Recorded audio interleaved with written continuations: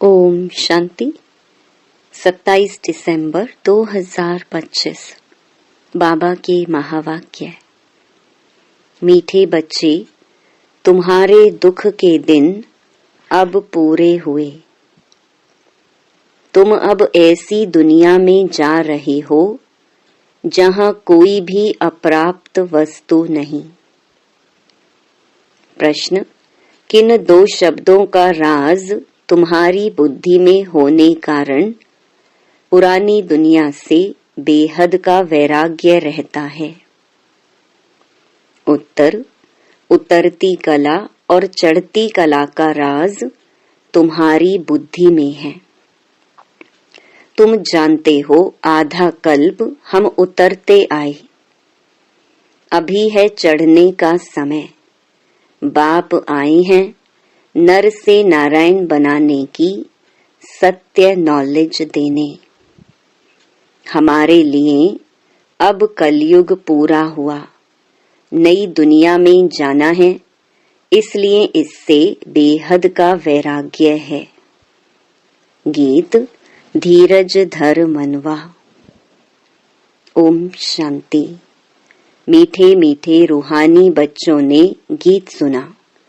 रूहानी बाप बैठ समझाते हैं, यह एक ही पुरुषोत्तम संगम युग है, जबकि कल्प कल्प बाप आकर रूहानी बच्चों को पढ़ाते हैं, राज योग सिखलाते हैं। बाप रूहानी बच्चों को कहते हैं, मनवा अर्थात आत्मा, हे आत्मा धीरज धरो। आत्माओं से बात करते हैं, इस शरीर का मालिक आत्मा है। आत्मा कहती है, मैं अविनाशी आत्मा हूँ, यह मेरा शरीर विनाशी है।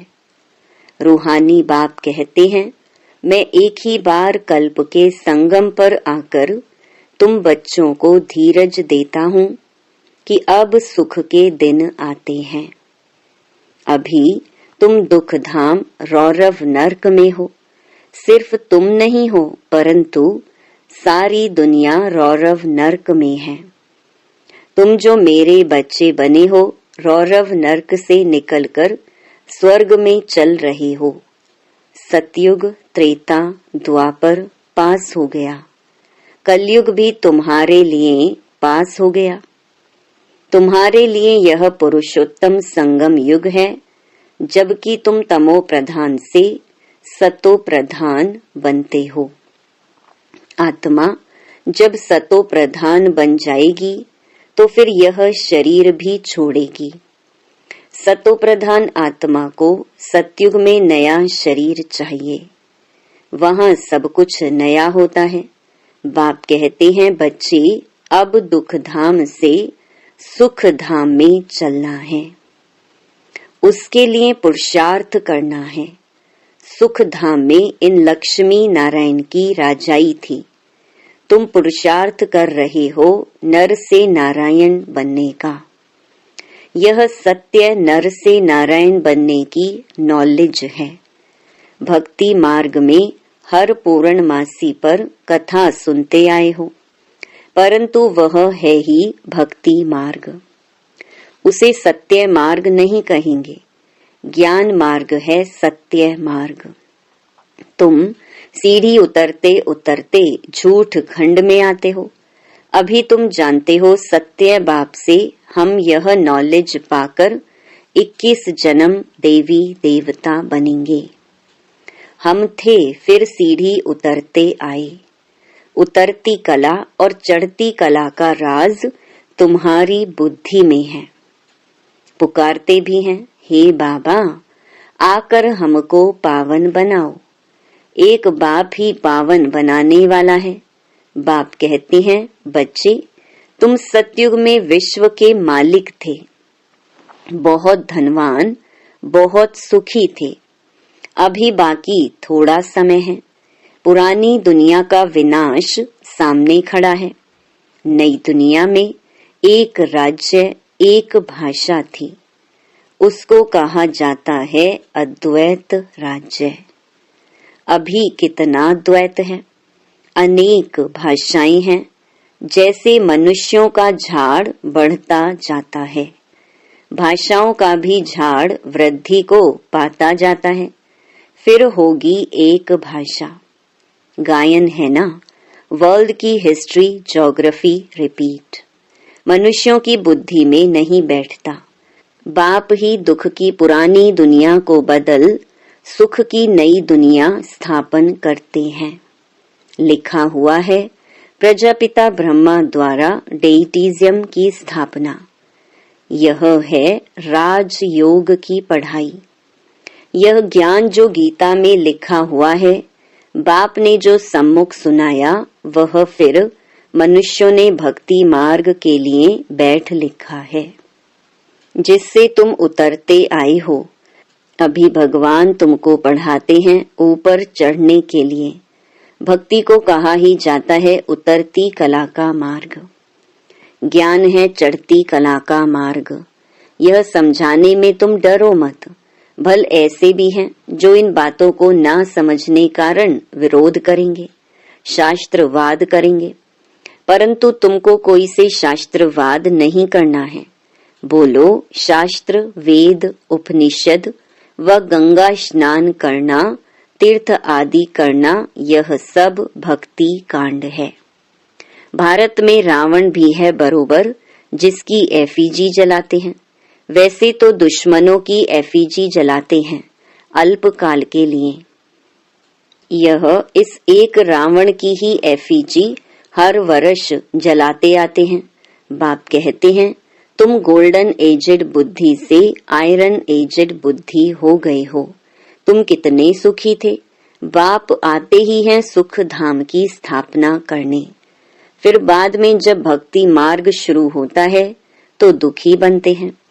फिर सुखदाता को याद करते हैं, वह भी नाम मात्र, क्योंकि उनको जानते नहीं। गीता में नाम बदल दिया है।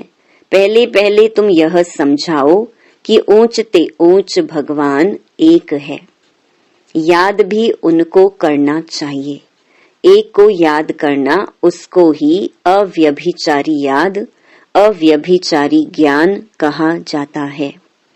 तुम अभी ब्राह्मण बने हो तो भक्ति नहीं करते हो, तुमको ज्ञान है। बाप पढ़ाते हैं जिससे हम यह देवता बनते हैं। दैवी गुण भी धारण करने हैं। इसलिए बाबा कहते हैं अपना चार्ट रखो तो मालूम पड़ेगा हमारे में कोई आसुरी गुण तो नहीं है। देह अभिमान है पहला अवगुण, फिर दुश्मन है काम। काम पर जीत पाने से ही तुम जगत जीत बनेंगे। तुम्हारा उद्देश्य ही यह है। इन लक्ष्मी नारायण के राज्य में कोई अनेक धर्म थे नहीं। सतयुग में देवताओं का ही राज्य होता है। मनुष्य होते हैं कलयुग में। हैं भल वह भी मनुष्य, परंतु दैवी गुण वाले। इस समय सब मनुष्य हैं आसुरी गुणों वाले। सतयुग में काम महाशत्रु होता नहीं। बाप कहते हैं इस काम महाशत्रु पर जीत पाने से तुम जगत जीत बनेंगे। वहां रावण होता नहीं। यह भी मनुष्य समझ नहीं सकते। गोल्डन एज से उतरते उतरते तमो प्रधान बुद्धि बने हैं। अब फिर सतो प्रधान बनना है। उसके लिए एक ही दवाई मिलती है। बाप कहते हैं अपने को आत्मा समझ बाप को याद करो तो जन्म जन्मांतर के पाप भस्म हो जाएंगे। तुम बैठे हो पापों को भस्म करने, तो फिर आगे पाप नहीं करना चाहिए, नहीं तो वह 100 गुना बन जाएगा। विकार में गए तो 100 गुना दंड पड़ जाएगा। फिर वह मुश्किल चढ़ सकते हैं। पहला नंबर दुश्मन है यह काम। 5 मंजिल से गिरेंगे तो हडगुड एकदम टूट जाएंगी, शायद मर भी जाएं। ऊपर से गिरने से एकदम चकनाचूर हो जाते हैं। बाप से प्रतिज्ञा तोड़ काला मुंह किया तो गोया आसुरी दुनिया में चला गया, यहाँ से मर गया। उनको ब्राह्मण भी नहीं शूद्र कहा जाएगा। बाप कितना सहज समझाते हैं, पहले तो यह नशा रहना चाहिए। अगर समझो श्री कृष्ण भगवानुवाच भी हो, वह भी तो जरूर पढ़ा करके आप समान बनाएंगे ना। परंतु श्री कृष्ण तो भगवान हो ना सके, वह तो पुनर्जन्म में आते हैं। बाप कहते हैं, मैं ही पुनर्जन्म रहित हूँ। राधे कृष्ण लक्ष्मी नारायण अथवा विष्णु एक ही बात है। विष्णु के दो रूप लक्ष्मी नारायण और लक्ष्मी नारायण का ही बचपन है राधे कृष्ण। ब्रह्मा का भी राज समझाया है, ब्रह्मा सरस्वती सो लक्ष्मी नारायण। अब ट्रांसफर होते हैं, पिछाड़ी का नाम इनका ब्रह्मा रखा है। बाकी यह ब्रह्मा तो देखो एकदम आयरन एज में खड़ा है। यही फिर तपस्या कर श्री कृष्ण व श्री नारायण बनते हैं। विष्णु कहने से उसमें दोनों आ जाते हैं। ब्रह्मा की बेटी सरस्वती, यह बातें कोई समझ ना सके। चार भुजा ब्रह्मा को भी देते हैं, क्योंकि प्रवृत्ति मार्ग है ना। निवृत्ति मार्ग वाले यह ज्ञान दे नहीं सकते। बहुतों को बाहर से फंसा कर ले आते हैं कि चलो हम प्राचीन राजयोग सिखलाएं। अब सन्यासी राजयोग सिखला ना सके। अब ईश्वर आए हैं, तुम अब उनके बच्चे ईश्वरीय संप्रदाय बने हो। ईश्वर आए हैं तुमको पढ़ाने, तुमको राजयोग सिखला रहे हैं। वह तो है निराकार। ब्रह्मा द्वारा तुमको अपना बनाया है। बाबा बाबा तुम उनको कहते हो। ब्रह्मा तो बीच में इंटरप्रेटर है, भाग्यशाली रथ है। इस द्वारा बाबा तुमको पढ़ाते हैं। तुम भी पतित से पावन बनते हो। बाप पढ़ाते हैं मनुष्य से देवता बनाने। अभी तो रावण राज्य आसुरी संप्रदाय है ना। अभी तुम ईश्वरीय संप्रदाय बने हो, फिर दैवी संप्रदाय बनेंगे। अभी तुम पुरुषोत्तम संगम युग पर हो, पावन बन रहे हो। सन्यासी लोग तो घर बार छोड़ जाते हैं। यहाँ बाप तो कहते हैं, भल स्त्री पुरुष घर में इकट्ठे रहो। ऐसे मत समझो स्त्री नागिन है, इसीलिए हम अलग हो जाएं तो छूट जाएंगे। तुमको भागना नहीं है। वह हद का सन्यास है जो भागते हैं। तुम यहाँ बैठे हो, परंतु तुमको इस विकारी दुनिया से वैराग्य है। यह सब बातें तुम्हें अच्छी रीति धारण करनी है, नोट करना है और परहेज भी रखनी है। दैवी गुण धारण करनी है। श्री कृष्ण के गुण गाए जाते हैं ना। यह तुम्हारी एम ऑब्जेक्ट है। बाप नहीं बनते, तुमको बनाते हैं। फिर आधा कल्प के बाद तुम नीचे उतरते तमो प्रधान बनते हो। मैं नहीं बनता हूँ, यह बनते हैं। 84 जन्म भी इसने लिए हैं। इनको भी अभी सतो प्रधान बनना है। यह पुरुषार्थी है। नई दुनिया को सतो प्रधान कहेंगे। हर एक चीज पहले सतो प्रधान, फिर सतो रजो तमो में आती है। छोटे बच्चे को भी महात्मा कहा जाता है, क्योंकि उनमें विकार होते नहीं, इसलिए उनको फूल कहा जाता है। सन्यासियों से छोटे बच्चों को उत्तम कहेंगे, क्योंकि सन्यासी तो फिर भी लाइफ पास कर आते हैं ना। 5 विकारों का अनुभव है। बच्चों को तो पता नहीं रहता, इसीलिए बच्चों को देख खुशी होती है। चैतन्य फूल है, अपना तो है ही प्रवृत्ति मार्ग। अभी तुम बच्चों को इस पुरानी दुनिया से नई दुनिया में जाना है। अमर लोक में चलने के लिए तुम सब पुरुषार्थ करते हो। मृत्यु लोक से ट्रांसफर होते हो। देवता बनना है तो उसके लिए अब मेहनत करनी पड़ी। प्रजापिता ब्रह्मा के बच्चे भाई बहन हो जाते हैं। भाई बहन तो थे ना। प्रजापिता ब्रह्मा की औलाद आपस में क्या ठहरे। प्रजापिता ब्रह्मा गाया जाता है। जब तक प्रजापिता का बच्चा ना बने, सृष्टि की रचना कैसे हो। प्रजापिता ब्रह्मा के हैं सब रूहानी बच्चे। वह ब्राह्मण होते हैं जिस्मानी यात्रा वाले, तुम हो रूहानी यात्रा वाले। वह पतित, तुम पावन। वह कोई प्रजापिता की संतान नहीं है, यह तुम समझते हो। भाई बहन जब समझें तब विकार में ना जाएं। बाप भी कहते हैं खबरदार रहना। हमारा बच्चा बनकर कोई क्रिमिनल काम नहीं करना, नहीं तो पत्थर बुद्धि बन जाएंगे। इंद्र सभा की कहानी भी है। शूद्र को ले आई तो इंद्र सभा में उनकी बदबू आने लगी, तो बोला पतित को यहाँ क्यों लाया है। फिर उनको श्राप दे दिया।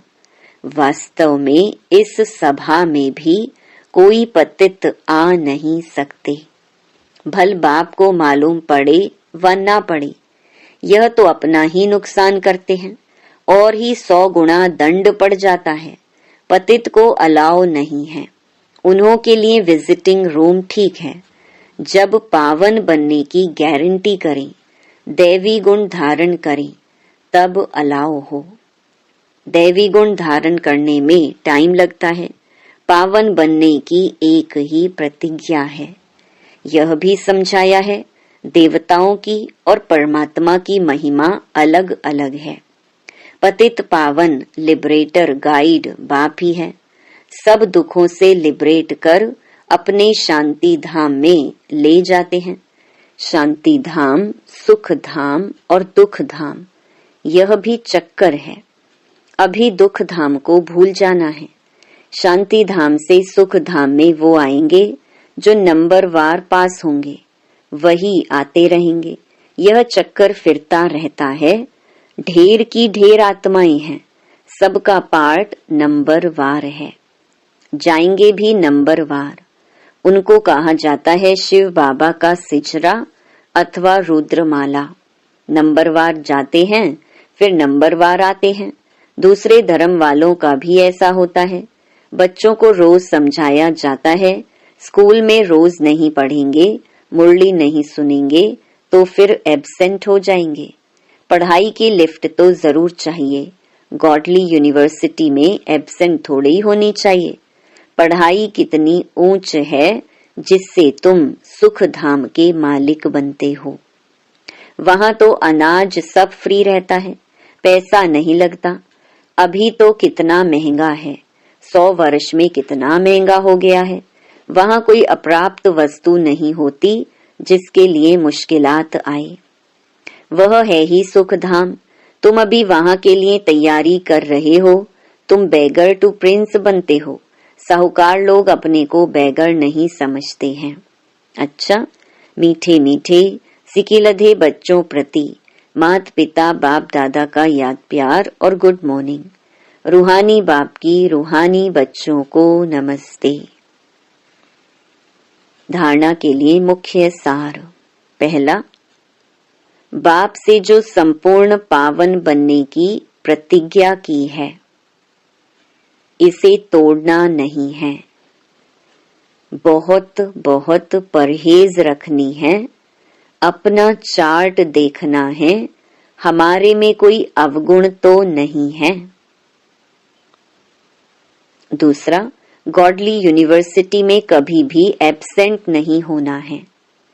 सुख धाम का मालिक बनने की ऊंची पढ़ाई एक दिन भी मिस नहीं करनी है। मुरली रोज जरूर सुननी है। वरदान, हर सेकंड हर संकल्प के महत्व को जान, पुण्य की पूंजी जमा करने वाले पद्मा पदम पति भव। आप पुण्य आत्माओं के संकल्प में इतनी विशेष शक्ति है जिस शक्ति द्वारा असंभव को संभव कर सकते हो। जैसे आजकल यंत्रों द्वारा रेगिस्तान को हरा भरा कर देते हैं, पहाड़ियों पर फूल उगा देते हैं, ऐसे आप अपने श्रेष्ठ संकल्पों द्वारा ना उम्मीदवार को उम्मीदवार बना सकते हो। सिर्फ हर सेकंड हर संकल्प की वैल्यू को जान, संकल्प और सेकंड को यूज कर पुण्य की पूंजी जमा करो। आपके संकल्प की शक्ति इतनी श्रेष्ठ है जो एक संकल्प भी पद्मा पदम पति बना देता है। स्लोगन: हर कर्म अधिकारीपन के निश्चय और नशे से करो तो मेहनत समाप्त हो जाएगी। अव्यक्त इशारे: अब संपन्न व कर्मातीत बनने की धुन लगाओ। कर्मातीत स्थिति को पाने के लिए विशेष स्वयं में समेटने और समाने की शक्ति धारण करना आवश्यक है।